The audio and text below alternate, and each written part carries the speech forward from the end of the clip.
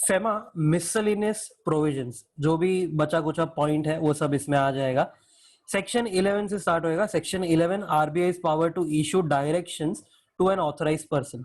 याद रखना authorised person में क्या क्या आता था, ऑथराइज्ड डीलर, फिर money changer, offshore banking unit. ये लोग हैं जो लोग फॉरेन एक्सचेंज बाइंग सेलिंग वगैरह में हेल्प करने वाले हैं, तो इनको भी डायरेक्शन दे सकता है RBI for the purpose of securing compliance of this act, rules, regulation, notification, direction. RBI में डायरेक्ट द ऑथराइज पर्सन किसके लिए, टू डू एन एक्ट, कुछ करने के लिए, to desist from doing an act, मतलब कुछ चीज मत करो या बंद कर दो उसको करना, to make any payment relating to foreign exchange या सिक्योरिटी, या टू फर्निश एनी इंफॉर्मेशन, ये चीज के लिए डायरेक्शन दे सकता है।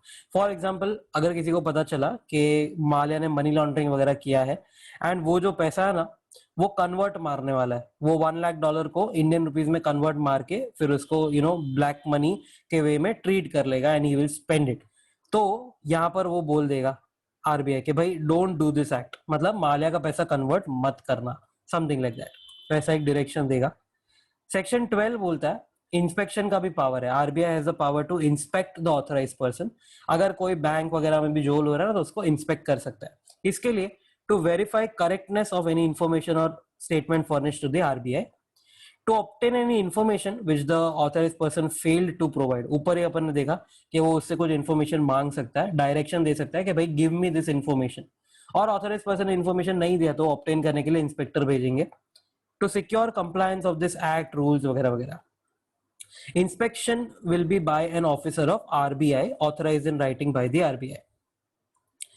अब ऑथराइज पर्सन का क्या ड्यूटी रहेगा इंस्पेक्टर के टूवर्ड्स, तो सिंपल है, ड्यूटी ऑफ ऑथराइज पर्सन और इट्स डायरेक्टर और पार्टनर, क्या ड्यूटी है, you should cooperate and provide books and information जो भी है इन इट्स कस्टडी और power to the inspector within time and manner as specified by the inspector.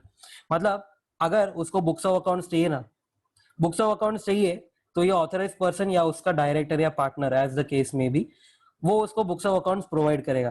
But अगर ये डायरेक्टर ऑफ मार्केटिंग है तो वो बुक्स ऑफ अकाउंट्स नहीं दे सकता, अगर वो डायरेक्टर ऑफ फाइनेंस रहेगा तो वो बुक्स ऑफ अकाउंट्स दे पाएगा। उसको बोलते हैं प्रोवाइडिंग बुक्स इन इट्स कस्टडी और पावर, तो जिसके भी पावर में जिस भी कस्टडी में होगा ना उसको ये बुक्स देना पड़ेगा इंस्पेक्टर को। फिर आता है पेनल्टीज, तो सेक्शन 11 अभी अपन ने ऊपर देखा, डायरेक्शन आरबीआई दे रहा था, तो इफ एनी ऑथराइज पर्सन, ये 11 जो है ना वो ऑथराइज पर्सन के लिए, authorise person contravenes direction of RBI और fails to file any return, जो भी आरबीआई मांगेगा, अप टू 10,000 की पेनल्टी लगेगी पर डिफॉल्ट ना, वो तो बाय डिफॉल्ट है, तो समझना ही चाहिए, एक डिफॉल्ट किया तो 10,000, अप टू 2,000 पर डे अगर कंटिन्यूइंग ऑफेंस है तो। याद रखना कंटिन्यूइंग ऑफेंस है ना सेकेंड डे से शुरू होता है, ठीक है। अगर कोई कंप्लायंस तुमको 1 अप्रैल 20 तक खत्म कर रहा था, 1 अप्रैल को तुमने नहीं किया तो 10,000 लग गया, 2 अप्रैल को भी तुमने नहीं किया तो अब 2,000 लग गया, 3 अप्रैल को नहीं किया तो एक और 2,000 लग गया, मतलब सेकेंड डे ऑनवर्ड्स वो 2,000 वाली शुरू होती है। सेक्शन 13, इफ एनीवन, अब है ना डिफॉल्टर की बारी आ गई, मतलब कोई भी फेमा को वायलेट करता ना उसके लिए, तो if anyone contravenes any provision of FEMA, any rule, regulation, direction, notification, order, कुछ भी होने दो, not just FEMA act, even rules, current account transaction rules थे, रेगुलेशंस में याद करो permissible capital account transaction regulation थे, फिर मास्टर डायरेक्शन ईसीबी वाला अपन ने पढ़ा था, इंपोर्ट्स में अपन ने पढ़ा था, एनी नोटिफिकेशन और ऑर्डर जो भी है कुछ भी वायलेट किया ना, up to 3 times the sum involve अगर क्वांटिफाइबल सम है तो, और एल्स अप टू 2 लाख अगर क्वांटिफाइबल नहीं होगा तो, एंड कंटिन्यूइंग ऑफेंस में 5,000 पर डे तक की पेनल्टी लगने वाली है। इसी में 13 में ही और दो पार्ट है, ऊपर जो पढ़ा 13 सबसेक्शन 1 था, अब सबसेक्शन 1A एंड 1C है। वो बोलता है if you acquire foreign exchange या सिक्योरिटी और immovable property outside India of value exceeding threshold mentioned under 37A subsection 1 which is not in syllabus, तो 37A सबसेक्शन 1 बोलता है एज प्रिस्क्राइब्ड, थ्रेशोल्ड जो है ना वो एज प्रिस्क्राइब्ड है। अब एज प्रिस्क्राइब के लिए ना आरबीआई ने रूल्स बनाए, इमूवेबल प्रॉपर्टी के लिए अलग अलग रूल्स बनाए, फॉरेन सिक्योरिटी के लिए अलग अलग रूल्स बनाए, तो जो भी रूल्स है उसके एक्सीडिंग अगर तुमने ये बाय कर लिया तो तुमको पेनल्टी लगेगी up to 3 times the sum involve, plus यहाँ पर प्लस साइन है, confiscation of value equivalent to foreign asset situated in India, foreign asset situated in India मतलब कौन सा, तो ये फॉरेन एक्सचेंज और सिक्योरिटी हो सकता है। इमूवेबल प्रॉपर्टी तो आउटसाइड इंडिया है ना, तो ये फॉरेन एक्सचेंज या फॉरेन सिक्योरिटी समझो अगर ये इंडिया में सिचुएटेड है तो उतने का इक्विवेलेंट वैल्यू का कॉन्फिस्केशन कर सकते हैं अपन। साथ साथ में जेल में जाने का मौका 5 साल तक का, प्लस फाइन भी लगेगा, एक एडजुडिकेटिंग अथॉरिटी तुमको फाइन लगाएगा। अच्छा, ये जो प्रॉपर्टी है, ये जो है ना इमूवेबल प्रॉपर्टी बाहर है, बट उसको मैंने अगर कन्वर्ट मार लिया इनटू रुपीज तो वो भी यहाँ पर वायोलेशन में गिना जाएगा। मतलब property will include bank deposit, Indian rupee currency और any other property resulting from it. मतलब ये जो प्रॉपर्टी है इमूवेबल प्रॉपर्टी आउटसाइड इंडिया, अगर इसको मैंने सेल कर दिया और मैंने एफडी बना ली, बैंक डिपॉजिट, या मैंने उसको रुपीज में कन्वर्ट मार लिया, या फिर कोई और प्रॉपर्टी ले ली, ये सब भी वायोलेशन में ही काउंट हो जाएगा। ओके, फिर सेक्शन 14 है फेलियर टू पे द अबव पेनल्टीज। अबव मतलब कौन सा पता है, सेक्शन 13 की बात कर रहे हैं अपन, नॉट सेक्शन 11। सेक्शन 11 तो ऑथराइज पर्सन के लिए था ना, उसके लिए कुछ भी नहीं है, उसको जाने दो। ये सेक्शन 13 की पेनल्टी की बात हो रही है। If demand is more than 1 crore तो civil imprisonment up to 3 years लगेगा तुमको, एंड अदरवाइज रहेगा तो civil imprisonment up to 6 months लगेगा तुमको। मतलब अगर 1 करोड़ की पेनल्टी है या उससे कम, समझो 99 लाख की है, तो अप टू 6 months, बट अगर मोर देन 1 करोड़ पहुंच गया तो 3 years तक। यही सेक्शन 14 को कंटिन्यू करेंगे। क्या प्रोसेस होता है अरेस्ट का, तो section 14 enforcement of orders of adjudicating authority. If a defaulter fails to pay penalty under section 13 within 90 days from penalty notice served on him, then he shall be liable to civil imprisonment. मतलब 90 days तक का time है, नहीं तो फिर तुम jail में जाओगे। अच्छा, जेल में जाने के लिए authorise not authorise adjudicating authority जो होता है उसको एक वारंट इशू करना पड़ता है। वारंट क्या होता है, परमिशन टू अरेस्ट समवन। अब ये परमिशन टू अरेस्ट किसको देंगे पता है, हवलदार को देंगे, एक ऑफिसर को देंगे। तो एडजुडिकेटिंग अथॉरिटी कभी अरेस्ट वारंट इशू कर सकता है, only after issuing a show cause notice. तो देखो, a must issue show cause notice asking defaulter to appear before the adjudicating authority.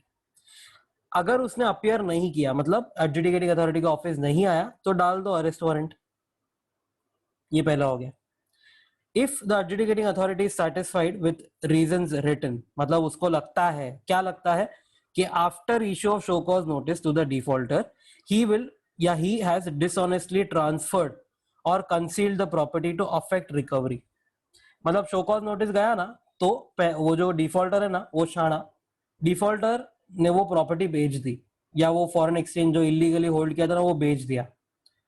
क्यों बेचा पता है, टू अफेक्ट रिकवरी। मतलब ये कॉन्फिस्केशन नहीं हो या पेनल्टी नहीं भरना पड़े, उसके लिए उसने ये भेज दिया और छुपा दिया। या फिर ही हैज मीन्स टू पे बट निग्लेक्ट्स टू पे, मतलब पैसा है बट नहीं भर रहा है, तो अगेन आ जाओ वारंट, ये अरेस्ट वारंट। तो नो अपीयरेंस रहेगा शो कॉज नोटिस के बाद, तो भी arrest warrant. Show cause notice के बाद अगर उसने प्रॉपर्टी बेच दी, छुपा दी, या उसके पास पैसा है बट पे नहीं कर रहा है, कोई भी केस हो, he can issue arrest warrant. अब ये जो ऑफिसर है ना, जो अरेस्ट करने के लिए जा रहा है, officer will arrest him and if the defaulter pays the amount of penalty plus arrest का cost to the officer, if yes तो उसको रिलीज कर दो। अमाउंट ऑफ पेनल्टी तो ठीक है, ऑफिसर हवलदार को भर दिया। अरेस्ट कॉस्ट क्या होता है, अरेस्ट कॉस्ट मतलब कोई भी पर्सनल, गवर्नमेंट वाले पर्सनल को ये लोग लेके गए, ट्रैवलिंग वगैरह किया, खर्चा जो भी हुआ XYZ, वो सबका खर्चा। अगर नो मतलब इसको भी उसने पैसा नहीं दिया, हवलदार को भी, तो क्या होगा, bring him to the adjudicating authority in 24 hours excluding the journey time, मतलब ट्रैवल आवर्स। मतलब समझो आज 9 बजे अगर उसको अरेस्ट किया, तो कल 9 बजे तक, टुमारो 9 AM तक वो एडजुडिकेटिंग अथॉरिटी के ऑफिस में पहुंच जाना चाहिए। बट ये जो था अरेस्ट, ये हुआ था आसाम में। अब आसाम से मुंबई समझो एग्जाम्पल, फ्लाइट में 4 घंटा लगता है। मुंबई तक अगर 4 घंटा लगता है तो कोई बात नहीं, 9 AM के बदले अब कितने बजे, 1 PM। तो 4 घंटा जो है ना वो एक्सक्लूड करना है तुमको टाइम, मतलब वो ट्रैवल के अलावा 24 घंटा मिलेगा। ओके, फिर सेक्शन 14A है power to recover arrears of penalty. तो ऐसा होता है, एडजुडिकेटिंग अथॉरिटी में authorise any officer of the enforcement not below the rank of assistant director. मतलब कौन होता है ये, तो ईडी अपना additional director, joint director, deputy director, assistant director, ये 4 लोग होते हैं ऊपर। तो इसके नीचे कोई भी नहीं, इनको ऑथराइज करेगा to recover penalty if it is unpaid for 90 days from the serving of penalty notice. मतलब है ना, दोनों पैरेलल चीज होता है, ठीक है। ऊपर जो था ना अरेस्ट का और यहाँ पर रिकवरी, ये दोनों पैरेलल चलने वाला है, क्योंकि 90 डेज तक अगर पेनल्टी पे नहीं किया ना, ऊपर अरेस्ट का भी शुरू हो जाएगा और यहाँ पर एनफोर्समेंट के ऑफिस से रिकवरी का भी शुरू हो जाएगा। Officer of enforcement must follow schedule 2 of the income tax act 1961 for recovery. Compounding, क्या यहाँ पर कंपाउंडिंग हो सकता है, पैसा भर के चार्जेस ड्रॉप हो सकता है? यस, सेक्शन 15 बोलता है defaulter under section 13 must apply to the following, या तो एनफोर्समेंट डायरेक्टरेट, या तो ऑफिसर्स ऑफ एनफोर्समेंट डायरेक्टरेट, या तो RBI, as the CG prescribes under foreign exchange compounding proceeding rules 2000। ये जो भी ऑफिसर्स है या ईडी है या ऑफिसर्स ऑफ आरबीआई या ईडी जो भी है, they must compound it within 180 days from the receipt of application. If an offence is compounded, मतलब पैसा भर दिया तो अब चार्जेस ड्रॉप, तो no proceeding can be initiated और continued with respect to that offence. मतलब माल्या ने, समझो अगर 2 ऑफेंस किया रहेगा, ऑफेंस 1 एंड ऑफेंस 2, अगर ऑफेंस 1 का तुमने कंपाउंडिंग किया तो नो प्रोसीडिंग, अब केस नहीं चलाओगे तुम ये ऑफेंस 1 के लिए। अगर केस इनिशिएट कर दिया तो उसको कंटिन्यू मत करना, केस इनिशिएट ही नहीं किया तो इनिशिएट मत करना। बट ऑफेंस 2 का क्या, वो तो कंपाउंडिंग नहीं हुआ है, हाँ, तो इसके लिए प्रोसीडिंग शुरू कर दो, नो प्रॉब्लम। तो only with respect to that offence ये तुम प्रोसीडिंग ड्रॉप करोगे। फिर नेक्स्ट है टाइम लिमिट्स वगैरह है बहुत सारे। तो सेक्शन 14 अभी अपने ऊपर देखा, पेनल्टी कितने टाइम में भरनी है, 90 डेज फ्रॉम सर्विंग या service of notice of penalty.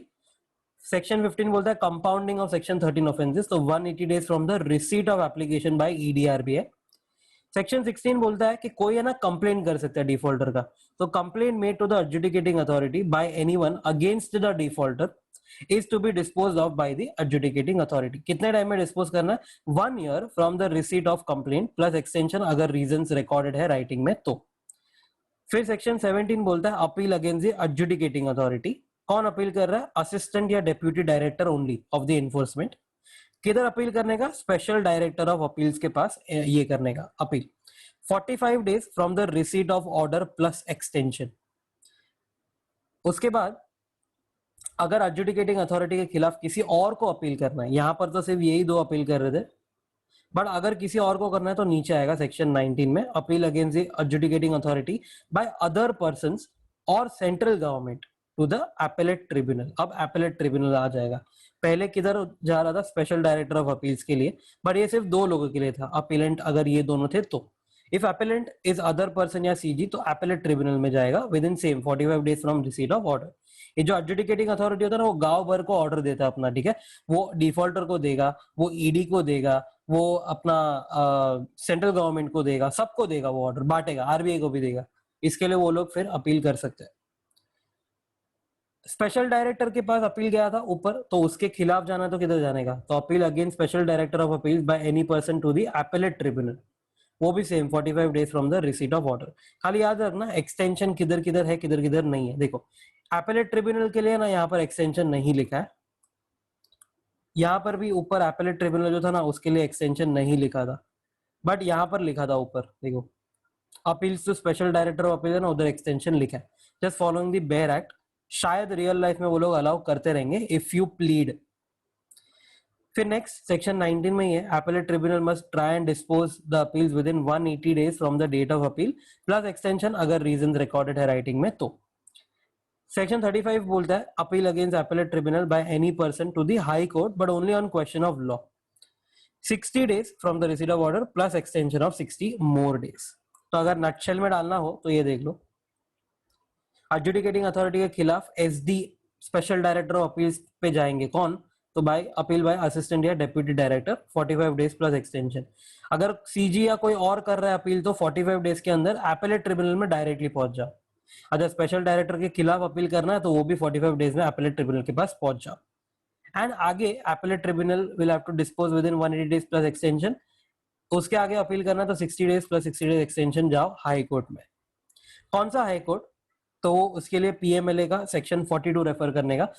Normally क्या होता है, अगर कोई डिफॉल्टर है, अगर वो अपील कर रहा है तो वेरेवर ही रिसाइड्स और wherever he carries on business. But अगर सेंट्रल गवर्नमेंट खुद अपील कर रहा है तो क्या, तो जिसके खिलाफ अपील कर रहा है ना, जो रिस्पोंडेंट है, मतलब कि डिफॉल्टर अगेन, वो डिफॉल्टर जिधर reside of business carry on करता है वही वाले हाई कोर्ट में सेंट्रल गवर्नमेंट अपील फाइल करेगा। अगर मोर देन वन रिस्पोंडेंट है, बहुत सारे झोलर है, तो उसमें से कोई भी एक चूज कर लो, किसी का भी रेसिडेंस या बिजनेस, नो प्रॉब्लम। सेकेंड है CG will have to appoint directorate of enforcement, फिर उसका additional, special, deputy director, assistant director and any other officer, तो सीजी अपॉइंट करेगा।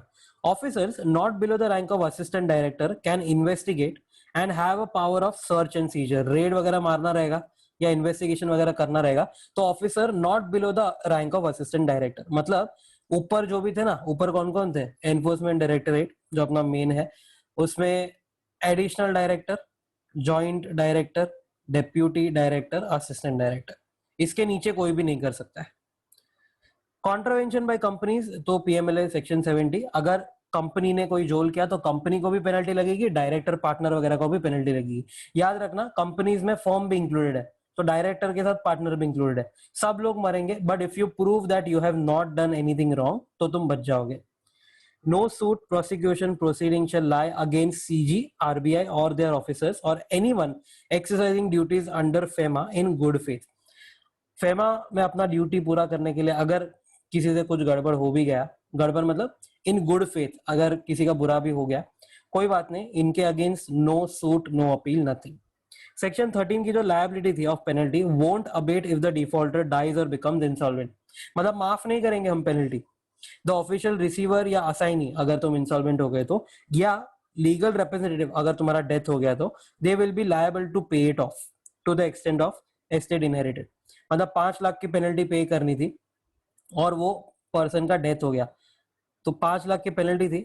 अगर उसका डेथ हो गया एंड बच्चे को, उसके सन को या डॉटर को इनहेरिटेंस गया है 2 लाख का, तो 2 लाख है ना पूरा गवर्नमेंट को चला जाएगा, बाकी का 3 लाख का गवर्नमेंट का लॉस हो गया। तो जितना इनहेरिट हुआ है, जायदाद मिली है, उतना ही पेनल्टी क्या है, चला जाएगा गवर्नमेंट को। Okay, this was miscellaneous topic.